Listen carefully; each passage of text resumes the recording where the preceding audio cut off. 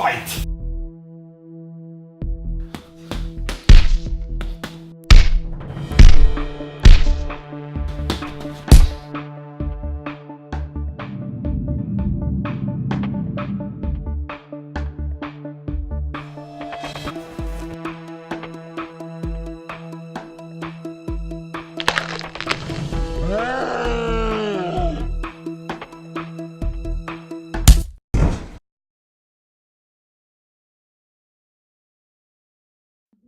And another episode of the Ringcorners. We're back.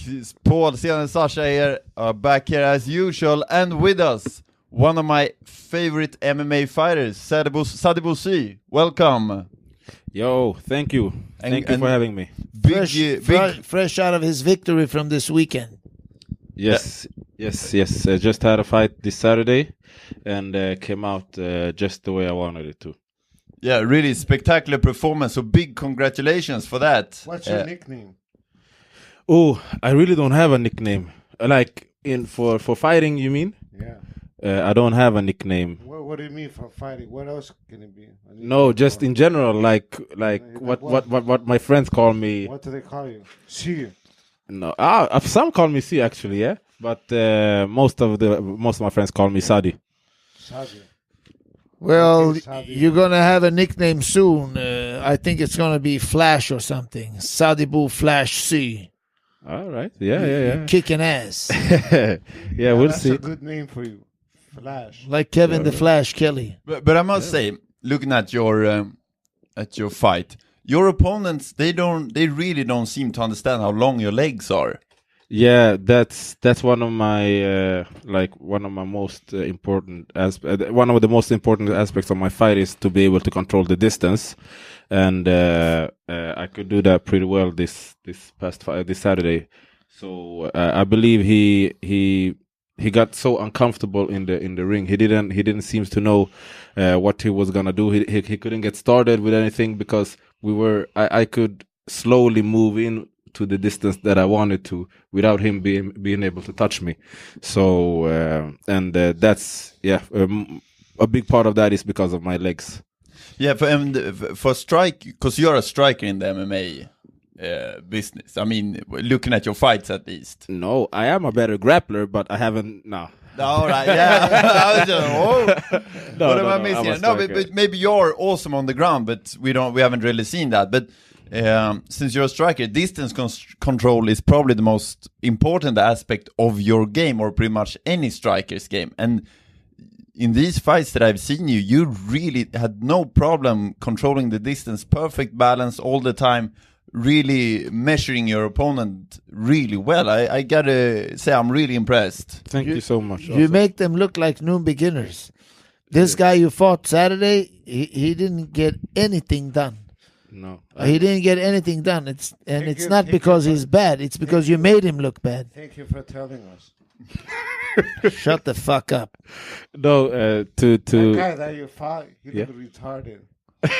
He didn't know what to do. Yeah, but excuse me, but I was gonna say, he wasn't a bad fighter. It's just that he made him look like a bad fighter. He made him look he couldn't get anything done. Yeah, you paralyzed him. Yeah. So what I did, I used like a few different weapons to make sure that he couldn't get started with anything. So as soon as because as a fighter, sometimes you hit like a place when you don't know like what to do. So you try to like, okay, let's start from the beginning. Start like for us, we try to like, okay, start with some. Get your boxing and start low with some low kicks and stuff like that, right? To get it going, and then you build from that. Yeah. So what I wanted to do is I didn't want him to even get started going. Yeah. So as soon as he wanted to get started with anything, I just threw out a technique. It wasn't for to hurt him. It was just to make sure that, okay, shit, I can't come this close. Yeah. Okay, so I have to start over all the time. Yeah, you made him start over all the time. Yeah. And at the same time, I was seeing how he was reacting to all my techniques. And I heard the episode you played on the event, and Sasha actually said he's kicking his legs now. Just wait, he's gonna come a head kick now. Yeah. And that was just like what I wanted to do, because even if he was so focused on not letting his right hand go, right? So I seen that he studied me, because I love to throw the left kick just to the body and to the head. Yeah. But so I threw some low kicks on the inside and some front kicks just to make him. I wanted him to react with his right hand, just to try to block it, because as soon as he thinks about blocking it, I'm able to switch it to a head kick. Yeah. So that's what happened. It was a perfect performance, anyways, and I think the whole show was very good. Big props to Babak Ashti. Actually, he put on a real good show, and he has it in a very old arena for fighting, Eriksdalshallen, where all the old fights has been throughout the years. Yeah. So I think it was good. What do you think, Sash? I think say something smart now, otherwise I'll throw you out, you stupid shit. This was the best show yet. I think the best period. Yes, because all the fights were good, and it was like 8 fights or something. Not too many, not too little. It was, how you say, too little, too small. Yeah, the perfect amount. Yeah. It wasn't too long. You didn't get bored. And the Sadibou fight, Sadi. Yeah, you could call me Sadi. Whatever you like, well, bro. I felt right away you're gonna knock him out soon. Yeah. Right away, directly from the beginning, I saw you just waited for the right time. Yeah, I wanted to make sure that I wanted to take my time, because I felt that I had control. I felt loose. I felt relaxed. So I didn't want to hurry anything. Yeah. So that's why it took longer than it could have. Like I could have gone for the finish earlier, but I didn't want to expose myself. Yeah, but that's proof on true professionalism. And I would also say that's kind of a problem. I think a lot of MMA fighters have, is that they take so many risks with just going in, throwing bombs, instead of fighting a smart fight where you set up your technique. I think a lot of fighters don't do that. They just want to brawl. They want to show they're tough, big, hard, and everything. But to actually set up your technique, that is something that I think the MMA world has a lot to learn from the boxing world, because far too few MMA fighters actually, I wouldn't say far too few, but no, you're right. It is far too few. But not then. It's not that common that you see a really smart fighter setting up their techniques, and they have so many weapons and tools to set them all up. Yeah, I think one person that really takes his time, that really showed it in the MMA, it's Georges St. Pierre. He always takes his time. He set up traps. He does that. True. And I don't think you're wrong. It is far too few who does that. And they should learn from the boxing game to build up like game plans A, B, and C. Not only A, just like go in and rush it for the knockout. You know. Yeah. I think a lot of MMA fighter has either the plan to keep it standing or keep it on the floor. But to actually have a long strategy to try to feint, try to make a little reaction to then work off of it and so on. That takes a lot of ring generalship. So props to you for that. Thank you so much. Just to touch on what you guys were speaking on, like I think both of you are right. Like there's not as much as in boxing where you can see a firm game plan that you try to stick to, and if that doesn't work, you have a second and a third plan. Yeah. But the thing is, many fighters do, but there's so many weapons, and they're so easy to get thrown off. Yeah. Right. So just like I'm not a grappler from the beginning, but doing a lot of grappling has made me more secure. Yeah. It has made me be able to be more loose on my striking, because I'm not afraid to get taken down. Yeah. But 4 fights ago, I was as soon as somebody ran against me, I just panicked because I really didn't want to go to the ground. So it's hard to have a game plan when the guy can do something that's so opposite from what you're trying to do. Yeah. In boxing, you're still in boxing, you know. Yeah. So I think so. It's a little bit of difference. I think it goes on the other way around too, because if you're a grappler and you learn how to box, stand up, I think you become a better grappler too, because it's the balance and everything on the punches and the weight control and stuff like that. Do you understand? Yeah. What do you think about that? Yeah, no, I think it goes hand to hand, you know. Of course. Yeah. I don't think you're wrong about that. I was going to ask you 2 more questions, and then we can talk about the rest of the show. First of all, what's your next step? I don't have a firm, like, I don't have a next fight or something like that. I have plans, and I'm gonna sit down with my management tomorrow, actually, to go over what's the next step. But for me, like, I need to fight. I need to fight more often to be able to build my experience, to be able to go to where I'm supposed to go, and I can't do that with one fight every year. Yeah. How is your deal? Are you only allowed to fight at Superior Challenge? No. You can fight in different... No. I'm not locked up to any organization. I really believe you're gonna go to the UFC soon. I really believe so, because you have the style that's entertaining and you're exciting. You talk good English. I think we all think. Thank you. But just to make sure, I'm not going to the UFC just to go to the UFC. No, you're gonna go there to become a champ. Yeah, that's my goal, Jeff. Because otherwise I'm thinking, why put on all this time? Yeah, you know. No, I'm going to become the number one. And I would also, but I gotta say, Bellator is really making up lost ground. They're really doing a good job now, signing a lot of good fighters and really making a name for themselves now.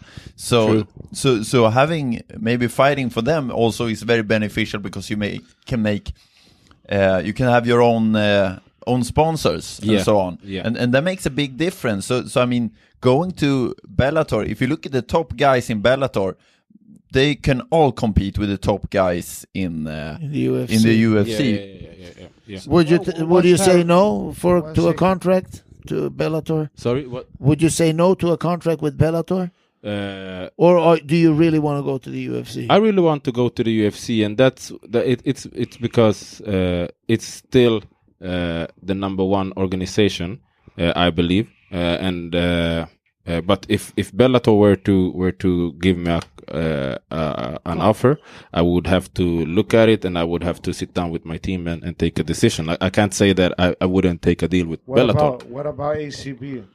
Yeah. I would. The Russian organization, right? Yeah. I think Reza signed with them now. Yeah, I think I'll fight for ACB next year, I believe. Oh, good. Nothing is finalized yet, as I said, but we'll see. But the thing is, why UFC for me? Because for me, that's in MMA. For UFC is still the premier organization, and it's still easier to get the biggest brands to endorse you and stuff like that. Because if you just think about it, if somebody can ask me, do you fight MMA? Yeah, I'm like, yeah, I fight MMA. The first thing that pops up in their head is, do you fight for the UFC? Yeah. And some guys that are not even that into the sport, yeah. They ask me, are you training UFC? So their brand is so big.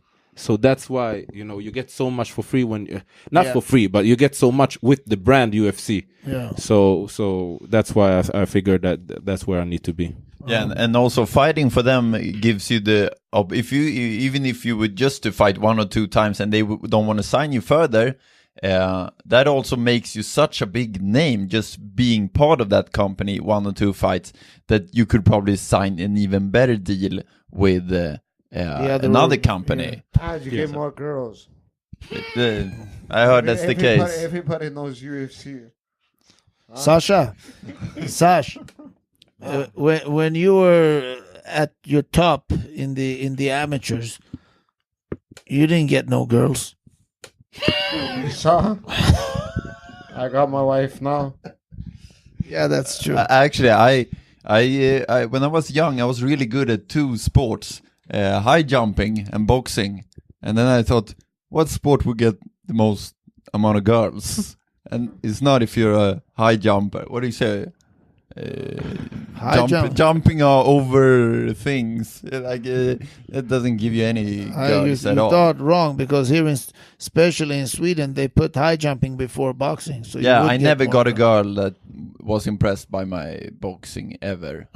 No, most girls I met, they wanted me to stop. So that was a complete waste of time. No, it wasn't. It's my passion, but yeah. Another question for you, Sadi. The second question that I wanted to ask you. Yeah. Who's your favorite fighter now in the MMA? In UFC, Bellator, who do you think? Or maybe honest, you don't have one. To be honest, I had one. I had Anderson Silva, but the last couple of years with the twice now he's being caught for using illegal substance, and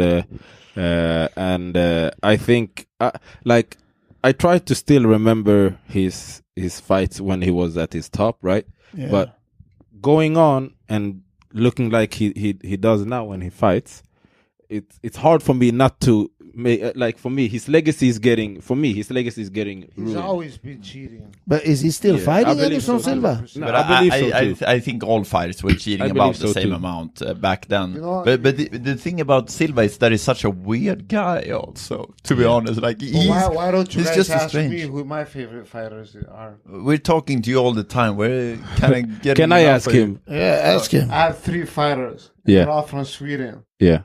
I have you. Yeah. I have David Tamer. 4 fighters. And I have Daniel Tamer, and I have Alexander Gustafsson. Oh, wow. That was 3. You know what? That's 4. What? David and Daniel Tamer. Thank you so much. Both why they're Tamer. my favorite fighters? Because they have a great stand-up game, and that's the most entertaining for people to watch. Okay, go kiss them. I would want to. Anyways, I know you guys really love one fighter who was up this weekend in the UFC. We're going to talk a little bit about that. What do you think? Max Holloway and Jose Aldo in the main event. What did I tell you? Yeah, well, we all. What did I tell you? Yeah. I'm telling you, Max Holloway. Why I asked you that, I was going to tell you, my favorite fighter today is Max Holloway. No, he's a stud. He's for real. I would love to see the rematch between him and Conor McGregor. Because, me too. Because I believe that Conor McGregor is still gonna, if they were to fight in a 5-round fight. If Conor McGregor doesn't finish him the first 3 rounds, he's gonna get stopped. I think Max Holloway beats Conor McGregor today. Plus, I think Conor McGregor don't have that hunger no more. Before he fought Floyd, I told you guys, after this fight, he might not fight no more because he made so much money. It's hard to find motivation. Yeah. Look, he made $142 million this fight against Floyd. How is he going to find motivation to fight for like $4 to $6 million again? Yeah. Listen, idiot. These people, they don't fight for money. They fight because they love it. Yeah, but he's not Sadibou. He's Conor McGregor. You didn't become shit because you fight for other things. You have to fight with heart, man. Listen, because you love it. Listen, if the money comes, it comes. But you want to show the people that you're a great fighter. Listen, if you make $142 million, I don't care who you are. You don't find motivation to fight for $4 million. Mayweather has done it. Fuck you. He hasn't done that. He made more and more money all the time. Yeah, but he still trains hard. Yeah, because he makes a lot of money. He makes $400 million. Of course he trains hard. More money than anybody for 5 years ago. Listen, tell Floyd today, go fight for $3 million again. You think he'll fight? Probably not. Not probably. He will never fight for $3 million. You know, when he started making money after beating De La Hoya, you know how much Floyd was making before that? $2 to $4 million every fight. Against Arturo Gatti was his biggest payday. He got a little bit more than $4 million. But he got less than Gatti in that fight. Actually, yes, Gatti made 6 something. However, let's not talk. Guys, wait. Let me finish this. When people make 1 million, 2 million, 3 million, they stop training hard. Yeah. So what are you talking about? Not all fighters do that. But when you fighters not De La Hoya. De La Hoya always fought the best, and he always was in top shape and so on. Keeps winning. De La Hoya didn't keep winning. Yeah, but who cares? He made more money than any other fighter. However, let's go back to UFC event. Yeah. I think Max Holloway should move up to lightweight. Forget about Frankie Edgar. Edgar is not a good matchup for him. Move up to lightweight, fight Tony Ferguson, and because I think he'll beat him, and then you become the mandatory for Conor McGregor. Yeah, that's not a bad idea actually. Have you heard anything if that's in his plans? I haven't heard him say anything about it. I haven't heard him either because I think everybody is not sure about Conor McGregor yet. Yeah, exactly. What have you heard about Conor McGregor after the Floyd fight? To be honest, he jumped the referee and that's it. Yeah, nothing else. And in a bar fight, like that. Yeah. So what? Else. The last thing I read, I didn't read the whole thing, but it was something that he won't fight until summer 2018. Listen, I'm going to tell you something, okay, about what Paul said earlier. Floyd Mayweather, Conor McGregor. Mike Tyson said this, and he's right. When we were fighting, he said, we were fighters. These guys are businessmen. Yeah, it's true. And they are businessmen. Yeah. Floyd is a great fighter. He's a great technician, a great fighter. But he's more businessman than a fighter. Okay? Same with Conor. He's looking for the big money fights. And that's nothing wrong with that. You fight to secure your future. He hasn't only secured his future now. Yeah. He secured his grandkids' future. He'll be broke in short. However, they'll all be broke. No. Look at them, all fighters. Not Conor. Not all fighters, but he'll be broke. Trust me. Not Conor. However, I think Max Holloway is more interesting because I think Frankie Edgar is not a good stylistic matchup. For Max Holloway. Frankie Edgar is hard for everybody. Yeah, he's got great conditioning and he has maybe the best takedowns in all of UFC. And he can work. And to be honest, Max Holloway, he has a good takedown defense, but not the best. He can get taken down. Yeah. So I think that's just not a good matchup for him. While Tony Ferguson, I think Max Holloway beats him standing up, and I don't see Tony Ferguson taking him to the ground. It's true. I don't think he needs to fight Tony Ferguson. If he steps up to lightweight and tells Dana White to make the fight with Conor McGregor, they'll do it right away because it's a big money fight. But I don't think that they will be able to do that because we've all seen that they do like a little bit whatever they want, right? Especially with Conor McGregor. But the thing is, Tony Ferguson has the interim belt right now. So as soon as Conor McGregor comes back, if he were to fight in that division, he has to fight against the guy who has the interim belt. You can't have an interim belt and then the guy is gonna defend. Conor McGregor is gonna defend the belt against somebody else because that defeats the whole purpose with the interim belt. Yeah, but I'm saying if they want, like they can do like this. Okay, wait till they fight and then you fight the winner of these two. They can do. Look how many times they've done it. But still, look at George St. Pierre. He just came back. But it's a very uncertain road because if he beats Tony Ferguson, there is no one who can make a claim for the Conor McGregor fight other than Max Holloway. Yeah. So moving up and taking care of business there, because I think he would do it, and he would also elevate his name. He would become a real draw. Yeah. Why are you guys talking about Tony Ferguson? He's shit. I don't like him at all. No, but he's how can you say he's shit? He can't be shit. Ugly. I don't like his technique. Miguel Cotto is the same. Shit. Hey, we're gonna go to that fight later on, but let's keep it to the UFC right now. Let me tell you something. You're telling us that Tony Ferguson is shit. How can he be shit? He's interim champion. His technique is shit. I don't think it looks good. It doesn't. I don't know. But he finds a way to win. I don't like the way he fights. What he has crazy conditioning. That's why and he's tough. He's tough, and he walks down his opponent. Yeah, and that Darth choke. So he trains with Eddie Bravo, who they have, I don't know what it's called, like 10th Planet Jiu-Jitsu, something like that. They have like crazy ground game. But Sadibou, do you understand what I'm saying? He doesn't have like no. For me, it doesn't look pretty when, especially when he's standing up. Assholes, they like it when it doesn't look pretty.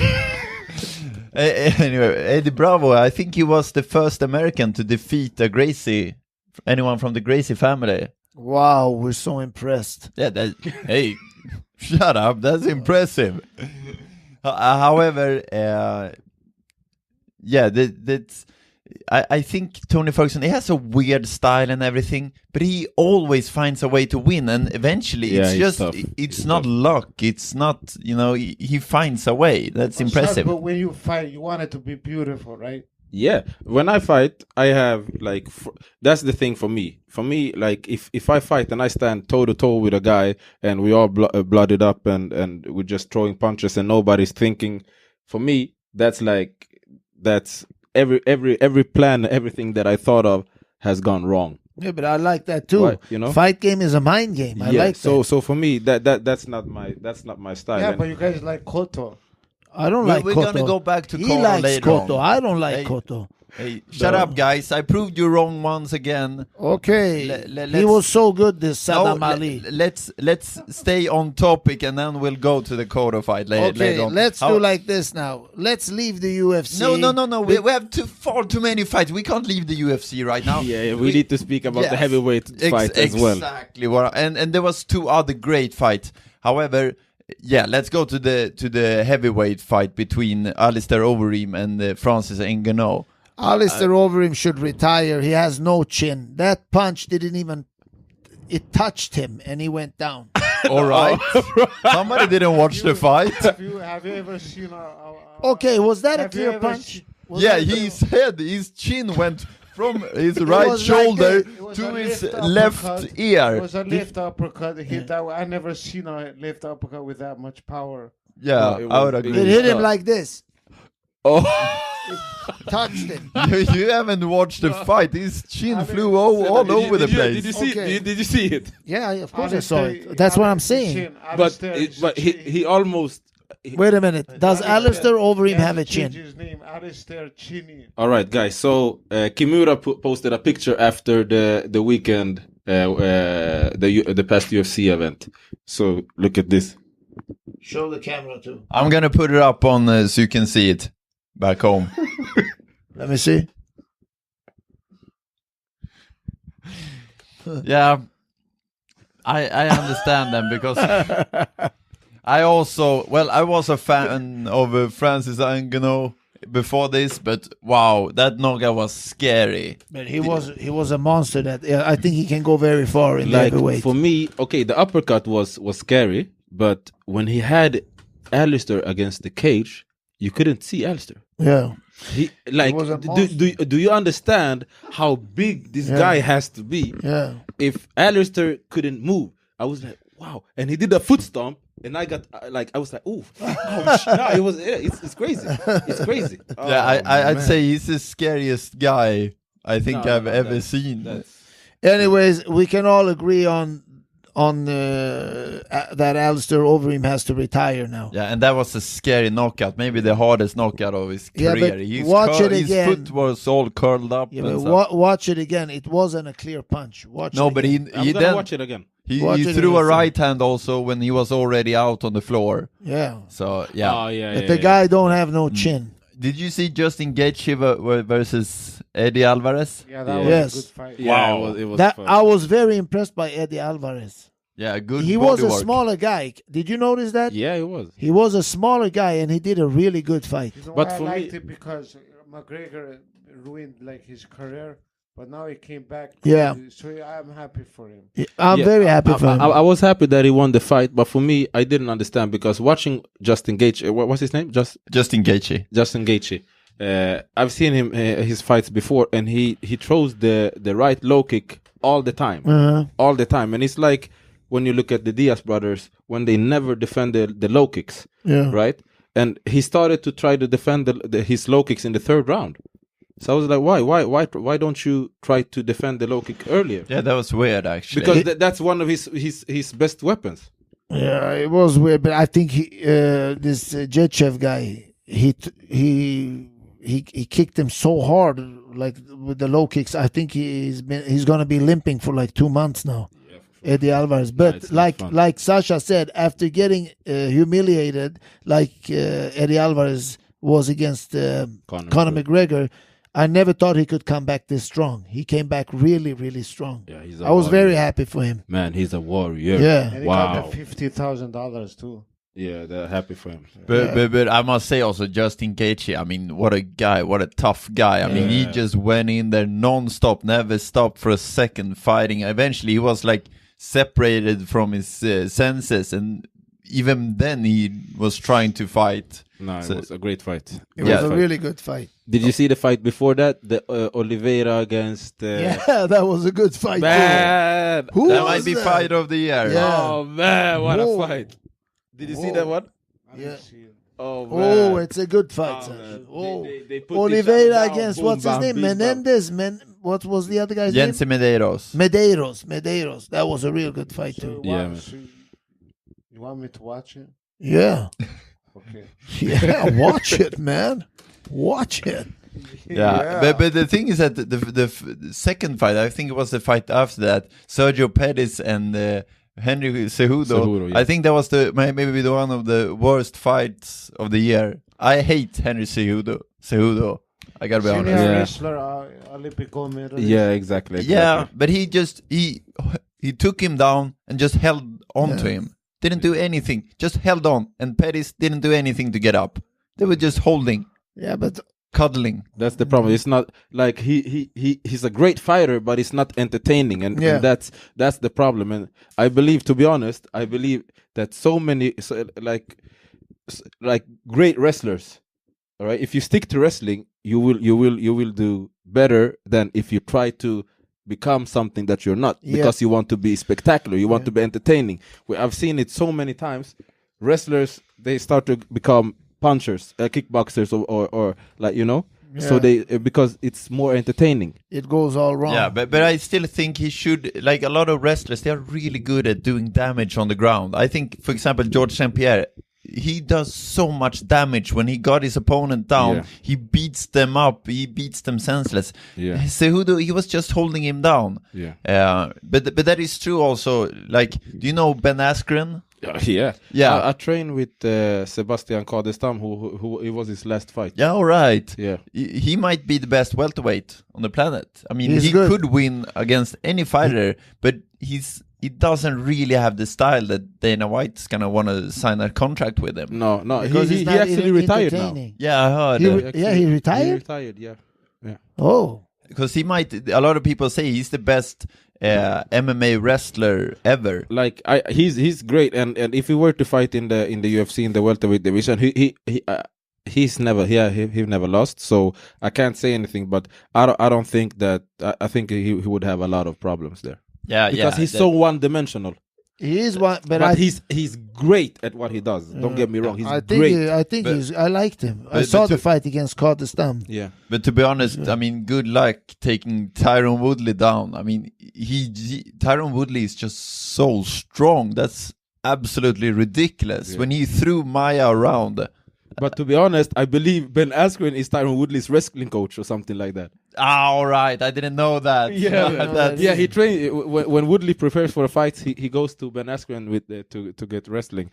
Oh, and they ask them who's the better wrestler, and nobody wants to answer. But for sure, I would think that Ben Askren would. Yeah, probably. But why didn't he get no contracts with Bellator? Or he was actually talking shit. Not Bellator, I don't know, but he was talking shit about Dana White also. Okay. Yeah, they have a maybe beef. That's why it's a political thing. Yeah, so they have a. Do you know Ben Askren? Do you know Ben Askren? He's been sleeping for a while. He's good, Sasha. He's not a shit fighter. Watch him, you stupid. See his highlight reel. If he's okay, I'll watch him. But he's good. Go watch him. Ben Askren. So you know what we guys are talking about. I have his name, but I haven't seen him. Yeah. However, any other MMA fights we want to talk about? Yes, I would like to mention two more fights at Superior Challenge, actually. One is, I don't remember the opponent's name, but Martin Akhtar from Malmö here in Sweden did a very good fight. It was a Faidin, I think his name was. Yeah, Faidin, yeah. He fought a guy named Faidin, and Faidin was a real good wrestler. And Martin is a stand-up guy. He's a former K1 fighter. And I think Martin Akhtar always fights tough. He always fights he always does good fights. And he always does good he's fights. He's an entertainer. He's very entertaining, and he really, really did a good fight this weekend. Yeah. The other fight I want to mention was Michel Ersoy, who fought for the title against Nunes, a Brazilian guy. He lost the fight. He got hit by a knee in the first round. But he did very, very good. It's a lack of experience because Nunes is much more experienced than Michel Ersoy. Yeah, much more. Like he has so many fights, but Michel, he should keep his head high. Yes, he should keep his head high. Absolutely. I think that was. All the fights were good, but if I'm going to mention 3 fights, it was Sadi's fight, Michel Ersoy, and Martin Akhtar. Those 3 fights were actually the highlights of and going out on your shield. That's never you never lose your honor in that way. No, if you go out like that. David looked good too, big head. What? David Tamor? Nej, Bjelkheden. Bjelkheden. You know, David Tamor also fought this weekend, actually. We haven't mentioned it. Big congratulations to our former guest, David Tamor, winning against a tough guy in Klose. Can I just say something? Yeah. Did you see the fight? Yes. Yeah, I like Herb Dean. I don't know what he did in the beginning of the fight. That's embarrassing. I was so shocked. I was, what the that was bullshit. Yeah, and he's a good referee usually. Yeah, that was bullshit. Exactly. I don't think he likes David. You're taking too many steps back when the guy is just standing and picking his hands up. He did nothing. Yeah. But I love exactly. That's what I mean. The other guy didn't do shit, and it's his tactic. He tried to lure him in to try to kick him over his arms. Yeah, but David did a perfect game plan. No, it was great. I was so happy. But I really liked that Joe Rogan really took the side of David when he was commentating. He was really giving Herb Dean a lot of shit. Man, I think everybody would take his side against that, because if you look at what fight, how guys and girls look when they fight, and he's gonna give him a warning for what? He did nothing. Yeah, absolutely. I just think that Herb Dean doesn't like David. Maybe it must have been something like that. Yeah, it could have been that was something bullshit. personal or so. I don't know, because he's an American guy. I don't know. I reacted to that right away. What is he doing? You know what? The thing is, think about it. David, he still kept his cool. He didn't get stressed out. Yeah. Think how good he did that fight when you have two opponents against you like that. Because the thing is that it was hard to look good in this fight for David also, because Klose didn't want to go in and fight him either. Like, he was complaining David didn't move forward, but he wasn't moving forward either, and then it's really tough to look good. And I think he continued to try to do like gestures with his hands to try to get him to get the point. That was ridiculous, I think. Nah, that was crazy. So let's move over to boxing. Guys, all you people at home, I hope you listen to me, because I made more money this weekend than I have ever done in my life. Okay, how much did you make? I placed a big bet on Miguel Cotto, 8 times the money. Guys, back home. Who has Miguel Cotto beaten?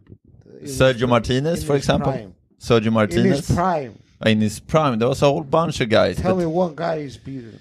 Sabjuda.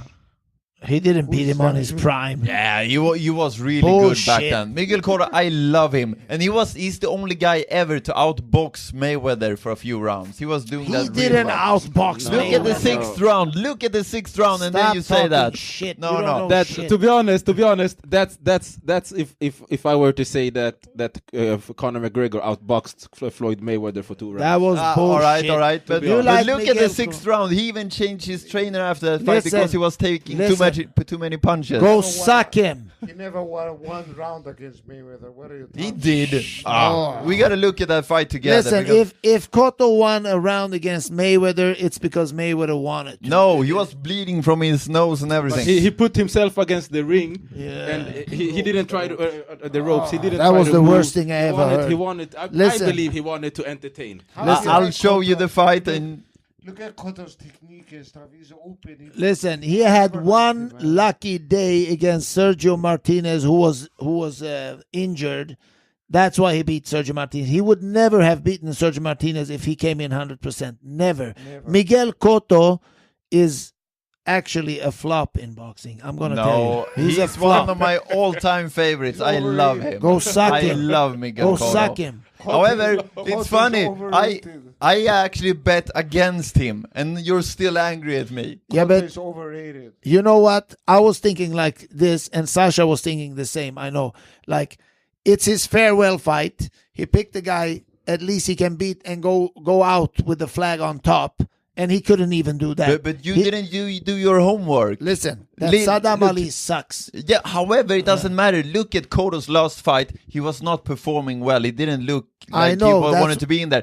And Saddam Ali is still a young, hungry guy. Here gets the opportunity to shine for the world. Yeah, of course he's going to do that. Vargas, Exactly. Yeah, maybe, but Cotto is... And even though Cotto was looking so bad in his last fight, he has to beat a guy like Saddam Ali if you're going to put him amongst the top guys. Why are you trying to make a case for you being right when you were wrong? If he ever was a good fighter, he beat Shane Mosley when Shane Mosley was done. Yeah. And it was an even fight. You can't praise Miguel Cotto as one of the best. You cannot do that. He's one of my all-time favorites, not one of the best. Yeah, okay. That's because you're an idiot. You can't Fair point. You can't have Cotto as a favorite. Then you must be a moron. No, he's so entertaining. Fucking His moron. left hook to the body. I love it. Fucking moron. You only like winners. Like the only guy who is just trying to win the fight, like Floyd Mayweather. You know what? I like the guys who really put an effort and trying to make a good fight. I like also. Emmanuel Augustus. You know who that is? I know. Exactly. How many losses did he have? I think it was at least in the double digits. Like 17 or something like that. And I liked Emmanuel Augustus.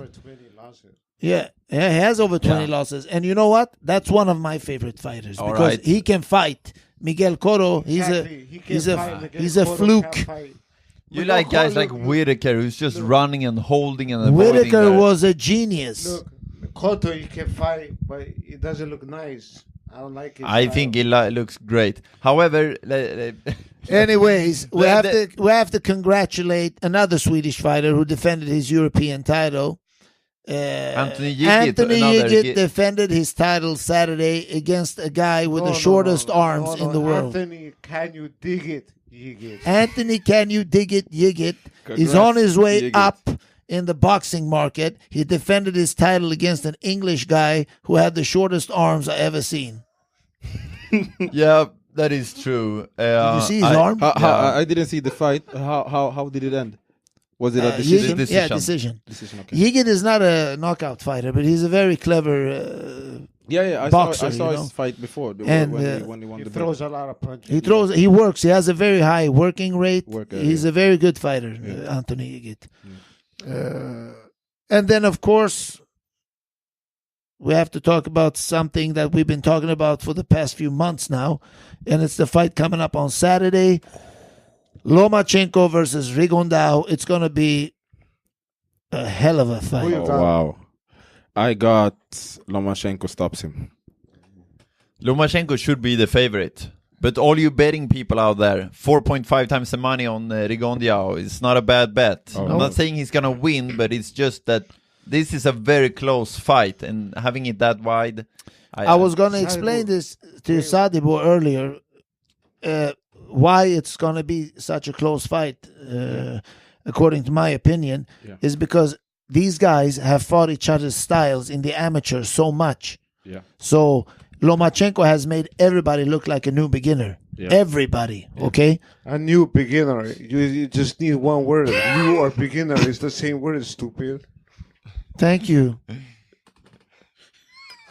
Stupid ass donkey. Anyways. So it's going to be a very close fight, I think. Don't underestimate Rigondeaux. Oh, never.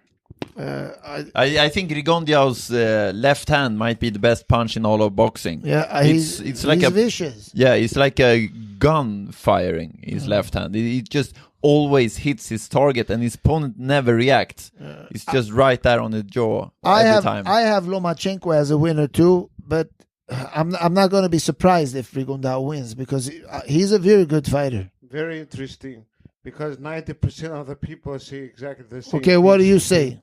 I think Lomachenko is going to stop him.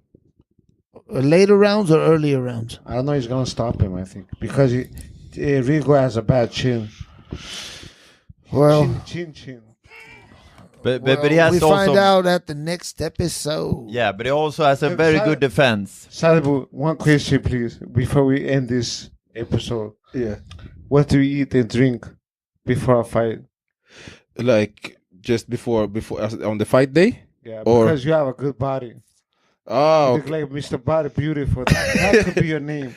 Sadibou, Mr. Body Boost. Wait. What? Sadibou, Mr. Body Beautiful.